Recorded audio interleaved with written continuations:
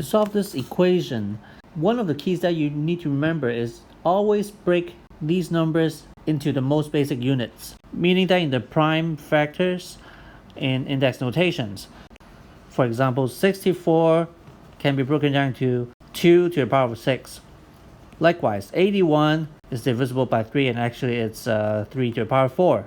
The next step is both sides to the power of 3 over 2, so that this part will cancel out to the first power, and this one will be 3 over 2. Exactly the inverted of this power here. Now when we take out the bracket here, each part of these will receive the 3 over 2 power. And you will still remember a to the power of b, n to the power of c becomes to the a to the power of b times c. And so that boils down to 2 to the power of 9 over 3 to the power of 6, which obviously cannot be cancelled. And that equals to 512 over 729. Now consider this one. What do you think is the basic units? Now the x is not on the base. Now the x goes to the index. If you look at 3, 9, and 27, what do you see in common? Okay, they are not just a multiple of 3. They are some kind of powers of 3.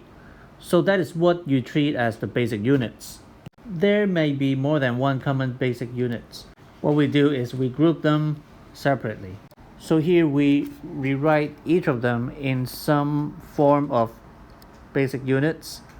This one in terms of 3 to the power of 2, this one in terms of 3 to the power of 3, etc. Then we could group them together by taking out the bracket and by combining the powers like that.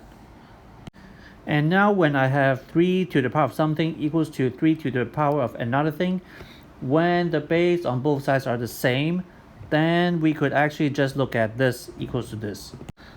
So 2x plus 5 equals to 3x plus 4, and so the answer is 1.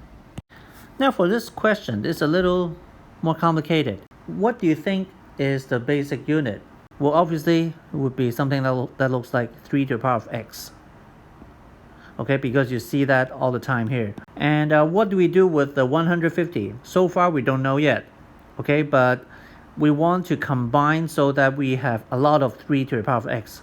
So again, using what we've learned before, by breaking up this power and this one on the multiplication, okay, the key again is to single out the basic units, okay, and we want to group them all together, and in this case it's 3 to the power of x. So now it seems more clear. I have 1 star plus 2/3 stars plus 15 stars. Then I could actually put them all together into how many stars do I have?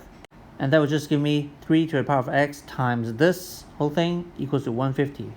Now it's much simpler, right? So I could just move this to the other side. Now when you get here, you know the answer is 2. But what if the numbers are much more complicated or bigger? What do you do? Just like last question, okay? You line up the same base so that you could just focus on the index like this, and so your answer is 2.